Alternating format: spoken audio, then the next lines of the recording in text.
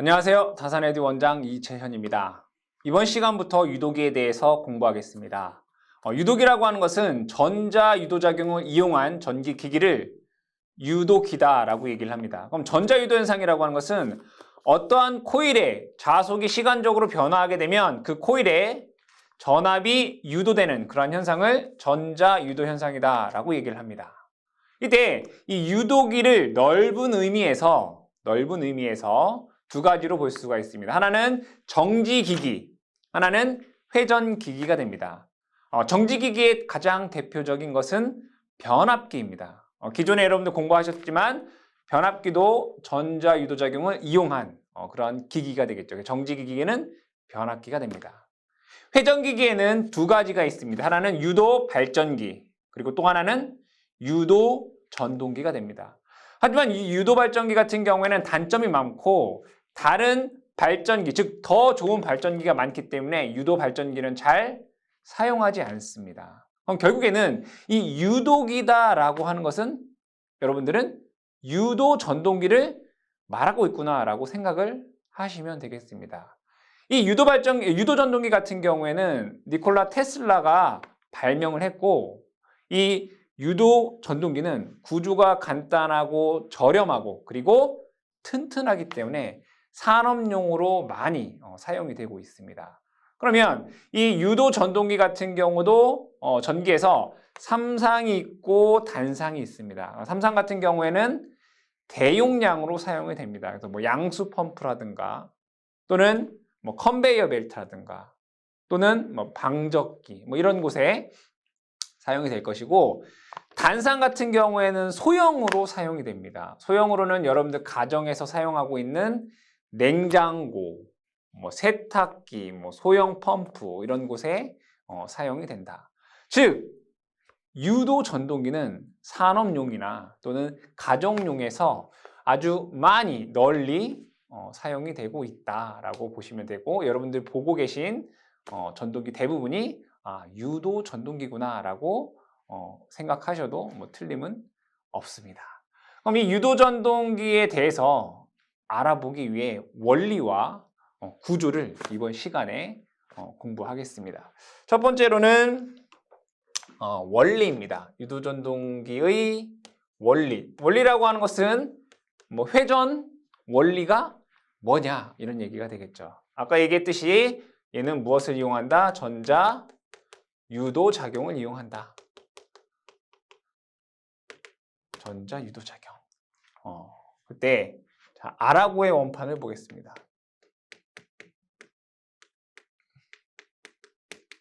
아라고의 원판. 이 아라고의 원판은 어떠한 이러한 원판을 두고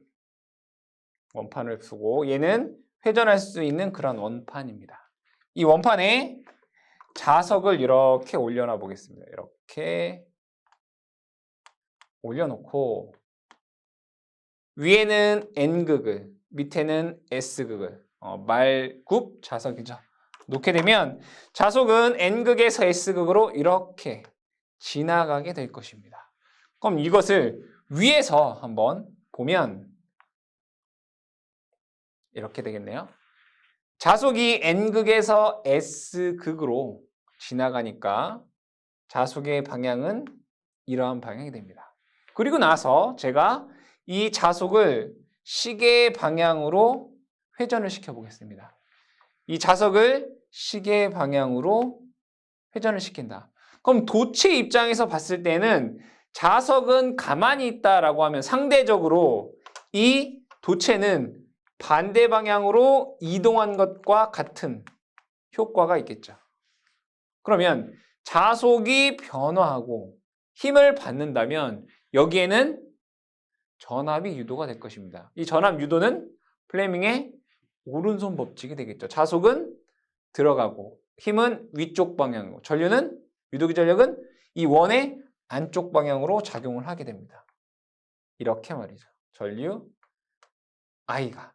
그럼 이 전류 I와 이 자석에 의해서 뭐가 발생해요? 바로 전자력이 발생을 하게 됩니다. 이 전류와 자석에 의한 전자력, 플레밍의 왼손 법칙에 의해서. 그럼 자석은 안으로 들어갈 것이고요. 전류는 안쪽 방향이 되고 힘은 아래 방향이 됩니다. 즉, 이 도체는 아래 방향으로 힘을 받는다 이런 얘기죠. 그럼 결국에는 이 회전체는 시계 방향으로 회전을 한다 이거예요. 자, 자석이 회전을 하고 그러면 이 회전체도 따라서 회전을 하더라. 그럼 이 회전자의 속도를 제가 편의상 n이라고 쓰고요. 자, 이 자석을 우리는 실제 자석으로 회전시키는 것이 아니라 여러분들 동기기에서 배웠다시피 삼상 교류를 인가를 해서 삼상 회전자계를 만들면 회전하는 자계를 만들 수 있다라고 했습니다. 그때 이 삼상 회전자계의 속도를 뭐라고 하죠? 바로 동기속도라고 하죠. 즉 얘를 동기속도 ns로 회전을 시키겠다. 회전자계가 발생하는 원리는 동기기를 공부할 때 제가 이미 설명했기 때문에 그 부분은 생략하도록 하고요. 어쨌든 삼상 교류로 뭐를 만들 수 있다? 회전자계를 만들 수 있다. 회전자계. 그럼 이 회전자계를 만들어 놓고 그 안에 회전자를 놓으면 따라서 돈다는 얘기죠. 이때 동기속도 ns는 극수 p분의 120f rpm이 됩니다. 이렇게 되겠죠. 자, 그러면 이것을 제가 조금 더 자세하게 그려보면 이렇게 그릴 수 있습니다. 여기에 이렇게 회전체를 이렇게 그려볼게요. 그럼 여기에 있는 얘는 이 회전체는 실제는 여기에 이제 도체가 여러 개의 도체가 이렇게 있을 겁니다. 이렇게 이런 식으로 이렇게 있겠죠. 이렇게도 있고 이렇게 있을 겁니다. 그러면 그대로 얘 n극 s극을 자석을 n극 여기를 n극 그리고 여기를 s극으로 이렇게 놓으면 그리고 나서 이 회전자계를 회전을 이렇게 시킨다라고 하면 그대로 똑같이 자 자석은 n극은 이쪽의 방향이고요. 힘은 이 도체 기준으로 위쪽으로 받죠. 그럼 전류는 이렇게 돼요. 그럼 이 회전차에는 전류가 어떻게 흐른다고요? 이러한 방향으로 전류가 흐르요. 이렇게. 그렇죠? 얘는 반대쪽은 뭐 이러한 방향으로 전류가 흐르게 되겠죠. 그러면 전자력에 의해서 얘가 회전하는 방향 그대로 따라서 이렇게 회전을 하더라 이거예요. 그럼 여기에서 보시게 되면 이 n극과 s극으로 만든 자속, 얘를 뭐라고 할까요? 고정자와 회전자 사이에 자속이 만들어지는 거죠. 공극 내 자속과 그렇죠? 그럼 이 자속에 의해 이 전류가 뭐가 된 거예요? 유도된 거잖아요. 유도기전력이 생긴 거예요. 유도기전력. 공극 내 자속과 이 유도 기전력 간의 상호작용에 의해서 뭐가 발생하겠어요? 바로 토크, 회전력이 발생한다. 회전력이 발생한다. 자, 그런데 이 회전체의 회전 속도를 n이라고 얘기를 했고요. 이 삼상 교류가 만든 회전 자계의 속도를 동기속도 ns라고 했어요. ns. 자, 이 n과 ns가 같게 되면 회전자의 속도와 동기속도가 같게 되면 이 코일에 변화하는 자속의 양이 없게 돼요. 상대 속도가 0이면 세규자석이 없다는 얘기예요. 변화하는 세규자석이 없으면 유도기전력이 발생하지 않겠죠. 얘가 발생하지 않는다는 얘기예요. 즉 회전자의 속도 n과 동기속도의 ns가 같으면 토크가 어떻게 된다는 얘기죠? 0이 된다 이거예요. 그럼 같으면 안 된다 이거예요. 따라서 일반적으로 회전자 속도는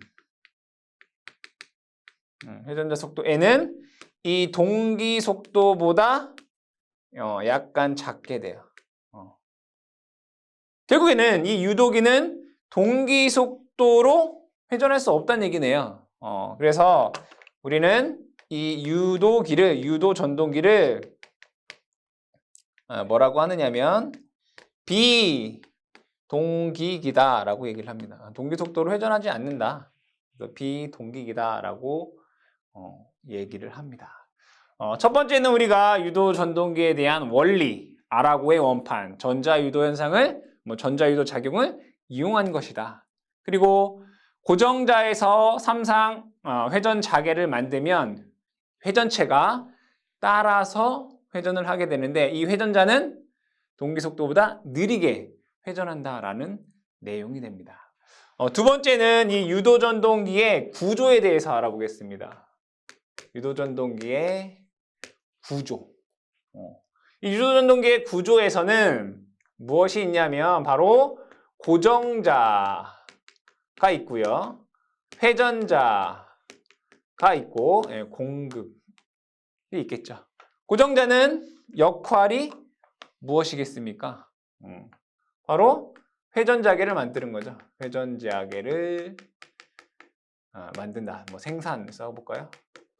그러면 이 회전자는 이 고정자가 만든 자속에 의해서 뭐가 유도돼요? 전압이 유기되겠죠. 이 유기된 기전력과 이 회전자개와 상호작용에 의해서 회전을 하게 됩니다. 실제로 얘가 뭘 한다? 회전을 하는 애죠. 공극은 고정자와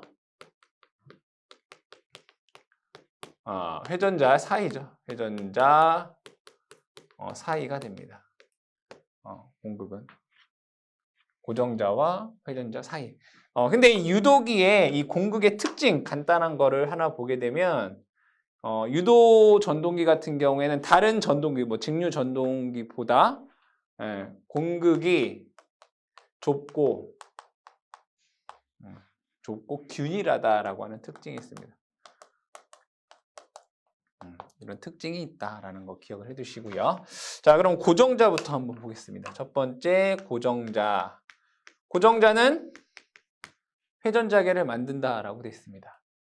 얘는 철심과 뭘로 구성이 되어 있을까요? 권선으로 구성이 되어 있겠죠. 그럼 이 철심은 철선을 줄이기 위해 규소강판 성층을 합니다. 강판 성층 이렇게 얘기를 하고요. 권선은 일반적으로 우리가 유도전동기에 뭘 많이 쓴다? 삼상을 사용한다라고 했어요. 삼상을 사용하니까 권선도 삼상으로 결선을 하겠죠. 근데 소형이나 또는 특수한 경우에는 단상이나 이상을 사용을 하기도 합니다. 그래서 얘는 삼상 결선을 한다라고 보시면 되고, 그 다음에 이 고정자는 회전자개를 만드는데 자속을 만든다는 얘기예요. 자속을 만드는데 우리 동기기에서 고조파를 제거하기 위해 단절권과 분포권을 사용을 했죠. 마찬가지로 이 고정자 권선, 유도전동기의 고정자 권선도 이 공극 내의 자속 고조파를 제거하기 위해서 단절권과 분포권으로 결선을 한다. 제조를 한다라고 보시면 되겠습니다. 고정자에서는 크게 언급할 내용이 없네요. 두 번째는 회전자 보겠습니다. 회전자가 얘기할 게 많죠. 첫 번째가 농형입니다. 농형. 두 번째는 권선형입니다. 권선형. 같이 한번 얘기하고 특징을 얘기를 해볼게요. 자, 이 농형을 다른 말로 브러쉬 리스, 그러니까 브러쉬가 없는 기기 이렇게 얘기를 하고요. 권선형 같은 경우에는 슬립, 링, 기기 이렇게 얘기를 합니다. 그럼 구조를 그림으로 그려보게 되면 농형 같은 경우에는 자, 당연히 회전자에 슬롯이 있고 회전자 철심에 슬롯이 있고 슬롯에 도체를 넣는 그런 구조가 되는데 이 농형은 이렇게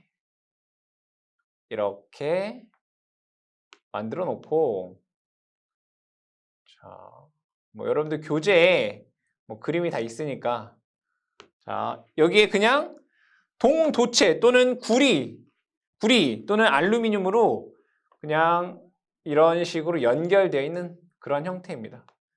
이렇게 이런 식으로 연결이 되어 있는 그런 구조이다. 이렇게 뭐 여기서 이렇게 그리고 뭐 이런 식으로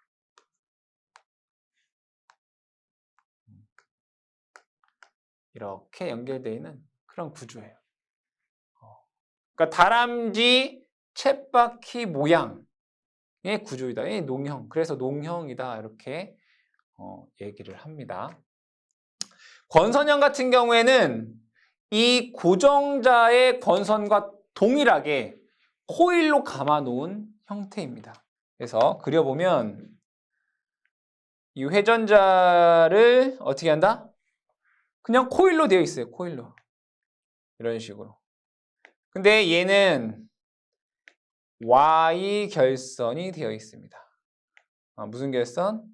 Y 결선. 이렇게. 그리고 나서 자, 여기에 분명히 회전자가 이렇게 있을 거예요. 여기에는 슬립링이라는 게 있어요. 슬립링. 이런 식으로. Y 결선이니까 하나, 둘, 세 개가 있으니까 얘도 몇 개가 있어요? 세 개가 이렇게 있어야 되겠죠? 이런 식으로 똑같이 회전을 해야 되니까 이렇게 되는 겁니다. 그리고 나서 얘를 하나는 여기에 연결을 하고요. 또 하나는 다른 색으로 할까요? 여기에 연결을 하고요. 또 하나는 여기에 이렇게 연결이 됩니다. 이렇게. 그럼 얘네들이 뭐예요? 같이 회전을 하겠죠. 그럼 여기에 있는 것들이 외부로 인출이 된 거죠. 그리고 나서 여기에 브러쉬를 이렇게 설치합니다. 브러쉬. 여기도 브러쉬. 여기도 브러쉬. 그리고 여기에 저항을 이렇게 연결합니다. 이렇게. 얘도 Y결선이네. 이렇게. 가변저항. 이 가변저항을 통해서 무엇을 할 수 있을까요? 얘를 이제 회전자 2차 저항이라고 하는데 이 가변저항을 통해서 기동이라든가 속도 특성을 변화시킬 수 있다. 이런 얘기죠. 자, 그러면 뭐 모양은 이렇게 되어 있는데 각각에 대한 특징을 한번 알아보겠습니다. 자, 이 농형 같은 경우에는 구조가 간단하다. 그죠? 딱 봐도 여러분들이 구조가 간단하다. 대신에 기동 전류가 커요. 전동기에서 기동 전류가 큰 건 좋은 건가요? 나쁜 건가요? 나쁜 거죠. 그리고 기동 토크가 작아요. 농형 같은 경우에. 그럼 기동 전류는 크고 기동 토크는 작다. 그럼 어디에 쓸 수 있는 거예요? 중소형에 쓸 수 있어요. 중소형 전동기에 사용이 된다. 이렇게 쓸 수 있단 말이에요. 농형 회전자 같은 경우에는 구조가 간단하다. 근데 기동 전류는 크고 기동 토크가 작더라 이거예요. 그래서 중소형 전동기에 사용이 돼요.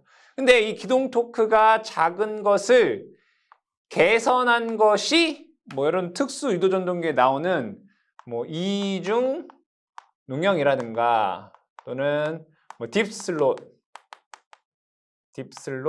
뭐 농형 유도 전동기라는 게 있어요. 얘네들은 기동 토크를 커서 얘네들은 대형에 사용이 될 수 있습니다. 개선을 하는 거죠. 그래서 농형은 이 정도 기억을 해주시면 될 것 같고요. 자, 그 다음에 권선형을 한번 보겠습니다. 권선형은 어떠한 특징을 갖고 있느냐? 권선형은 어떤 특징을 갖고 있느냐?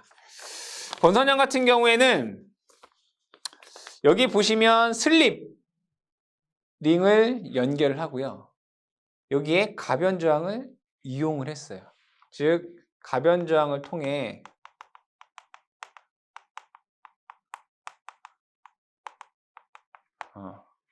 기동이라든가 속도 제어가 가능하다. 그 다음에 여기 보면 슬립 링이랑 이 브러쉬 사이에 뭐가 생겼어요? 마찰이 생기겠죠. 제작비가 비싸고 유지비가 많이 든다. 돈이 많이 든다는 얘기죠. 이런 거 같은 경우에는 어떤 제어하기는 편하지만 돈이 많이 들어요. 그래서 얘는 어디에 쓰냐면 대형 또는 중형, 중대형 전동기를 쓴다. 중대형에 사용이 된다라고 하는 특징이 있습니다. 특징이 있다. 자, 농형에서 한 가지 더 추가적으로 얘기를 해보면 얘의 단점 중에 하나는 뭐냐면, 자, 얘가 회전하게 되면 지금 제가 구조에서 이 농형 전동기 구조에서 뭐예요? 공극의 간격이 균일하다라고 했어요. 근데 얘가 회전하게 보면 여기에 보시면 얘가 고정자가 이렇게 있을 거 아니에요, 고정자가. 근데 얘가 지금 슬롯에 도체가 있고 이 고정자에도 어떤 코일이 있을까? 그럼 얘네들 간격이 균일한데 얘네들에 따라서 회전할 때마다 그 간격이 뭐예요? 약간 달라지겠죠, 그죠? 달라진단 말이에요. 그래서 얘는 회전할 때마다 회전 시 공극이 약간씩 달라져요. 그 얘기는 뭐냐면 그 자기 저항이 맥동을 하게 돼요. 자기 저항이 계속 바뀐단 말이에요. 그럼 여러분 자기 저항이 뭐죠? 자속의 흐름을 방해하는 것을 자기 저항이다라고요. 자기 저항이 변한다. 근데 여러분들 이 자기 저항을 다른 말로 얘를 릴럭턴스라고 해요.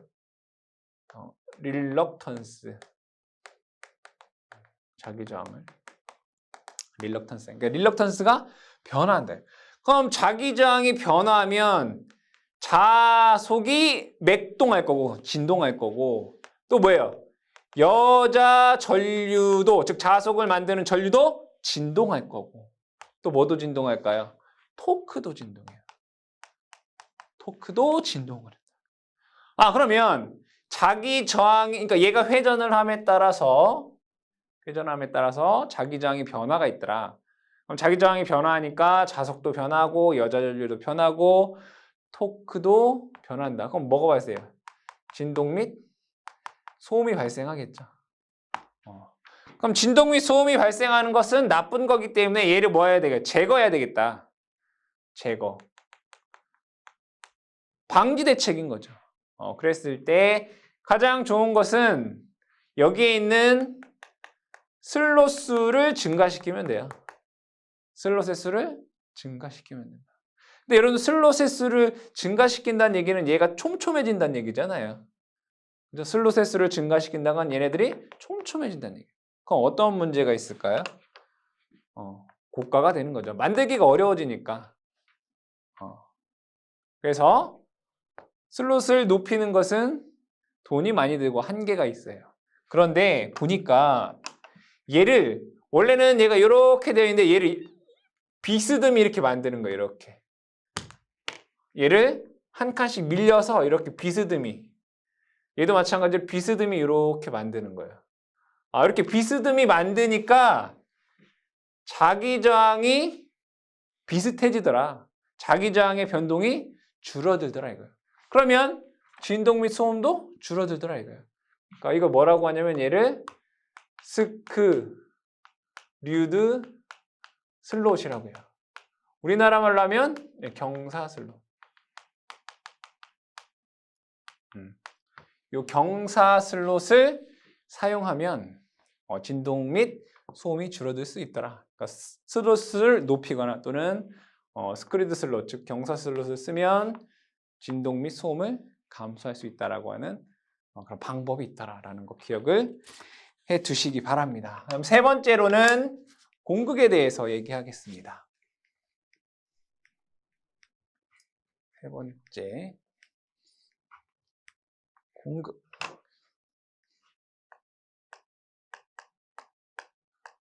공극이라고 하는 것은 고정자와 회전자 사이를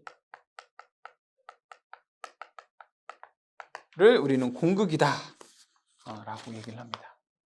자, 유도전동기의 특징을 보니까 여러분들, 자, 동기기하고 유도전동기를 비교해 볼게요. 동기기 같은 경우에는 자속을 만드는 뭐가 필요해요? 직류 여자기가 필요해요. 그죠? 직류 여자기. 계자를 만드는. 근데 유도전동기는 계자라는 게 없어요. 그래서 자, 얘는 여자 전류라는 여자 전류를 만드는 외부 전원이 없기 때문에, 즉 삼상 전원에서 여자 전류가 흘러야 돼요. 그죠? 삼상 전원에 여자 전류가 흐른다고요. 삼상 전원으로부터 여자 전류가 흐른다. 그럼 이 여자 전류가 뭐죠, 여러분들? 철손 전류와 자화 전류, 자속을 만드는 전류예요. 근데 자속을 만드는 전류는 전압보다 위상이 90도 느려요. 그렇죠? 그럼 결국에는 얘는 무조건 지상 전류를 포함한다 이거예요. 지상 전류를 포함한다는 얘기는 역률이 1이 아니란 얘기죠. 보통 역률이 0.8 이상 정도가 되고요. 역률이에요, 이거. 역률이 0.8 이상 정도가 되는데, 경부하에서는 조금 더 역률이 더 나빠져요. 경부하 시 역률이 감소한다.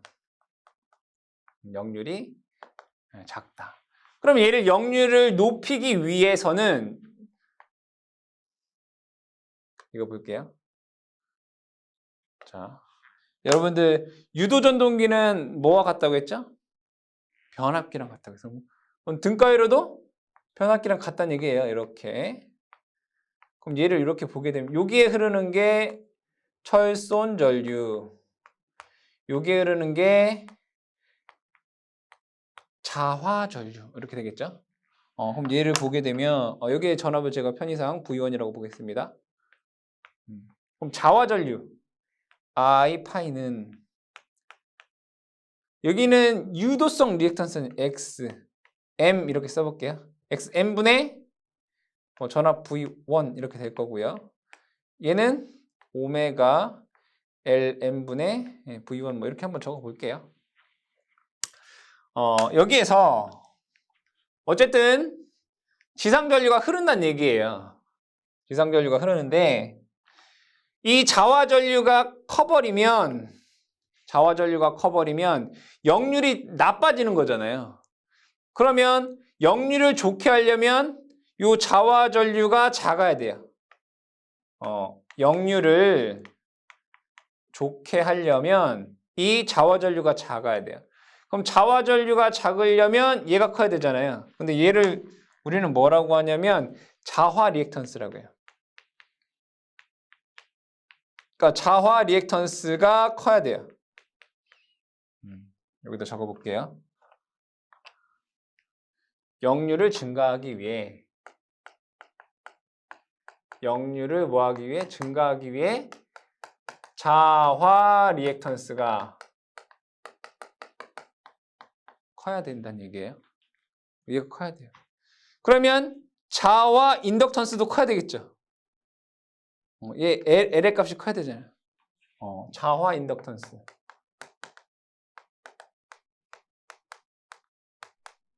도 커야 돼요.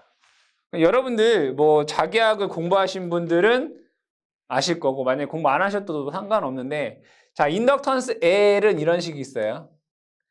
L분의 뮤 S N제곱이라는 게 이런 식이 있어요. 근데 여기에서 보게 되면 요 L이라고 하는 게 자로의 길이에요. 자로의 길이. 자로의 길이면 자속이 지나가는 길의 길이란 말이에요. 그럼 유도전동기에서 이 자로의 길이는 어떤 길이가 될까요? 바로 공극의 길이가 되겠죠. 왜? 고정자에서 만든 자속이 회전자로 가는 거잖아요. 공극의 길이가. 그럼 여기서 보면 역류를 좋게 하기 위해서는 자와 인덕턴스가 커야 된대요. 그럼 얘가 크려면 뭐가? 얘가 작아야 되겠죠. 그래서 여기에서는 유도 전동기는 역률이 좋기 위해서는 공극이 좁아야 한다. 이렇게 쓸 수가 있겠다. 근데 공극이 너무 커도 안 되고 공극이 너무 작아도 안 되겠죠. 공극이 너무 크거나 공극이 너무 좁을 때 어떠한 문제들이 있는지를 보겠습니다. 공극이 클 때. 공극이 크면 어떻게 되느냐? 공극이 크면. 자, 분명히 그럼 반대가 되는 거네. 자, 공극이 크면 요거 작아지고요. 요거 작아지고 여자 전류가 커버리게 되네. 그죠? 공극이 크면 여자 전류가 커요. 여자 전류가 커버리게 되니까 역률이 감소하게 돼요. 그렇죠? 공극이 크면 여자 전류가 크고 역률이 작아요. 그럼 공극이 작을 때는 어떻게 할까요? 너무 작을 때. 그러니까 얘는 공극이 좁아야 되는데 뭐 좁은 것도 한도가 있겠죠. 공극이 뭐 작을 때, 뭐 좁을 때. 너무 좁으면 자, 회전하고 있는 회전자가 있을 거고요. 고정자가 이렇게 있을 거예요. 얘는 기계적인 거기 때문에 얘가 고속으로 회전하다 보면 부딪힐 수도 있겠죠. 너무 좁으면. 그래서 진동, 소음이 발생해요. 진동 및 소음이 발생한다. 또한 정격, 속도에 도달하기 어렵다. 이런 문제도 발생한다고요. 그러니까 정격 속도로 도달하지 못하는 경우도 있다. 이런 얘기예요. 세 번째. 자, 여기에는 등가루네요. 얘는 뭐라고 했어요? 자화 리액턴스. 자화 리액턴스. 근데 여기에는 권선의 저항도 있었고 여기 X라는 것도 있었어요. 이 X가 뭐죠? 바로 누설 리액턴스. 이렇게. 누설 리액턴스. 자속이 누설되는. 근데 공극이 좁을 때 누설 리액턴스가 증가하더라 이거예요. 실험에 의해서 보니까 누설 리액턴스가 증가하더라 이거예요. 그럼 누설 리액턴스가 나중에 여러분들 출력식, 토크식 나중에 하겠지만 이 누설 리액턴스가 증가하게 되면 출력이 저하가 돼요. 출력 저하. 최대 출력이 저하가 된다. 이렇게 되겠죠. 최대 출력이 저하가 되고 철손이 증가하게 돼요. 그래서 이 보통 공극은 얼마로 하냐면 0.3에서 2.5 mm 정도로 공극의 길이를 갖고 있다라고 되어 있습니다. 그래서 여러분들이 공극에 대한 이 내용을 함께, 즉 구조에서 고정자, 회전자, 그 다음에 공극에 대해서 얘기를 했는데 실제 가장 중요한 건 뭐겠어요? 회전자죠. 농형이 있고 회전자가 있고 그 다음에 이 공극이 좁고 공극이 클 때 어떠한 현상들이 있는지 이런 것들이 문제에 나올 수 있겠죠. 근데 왜 이렇게 되는지도 여러분들이 이 내용을 통해서 알아두시면 시험 문제를 푸시는 데 큰 도움이 되겠습니다.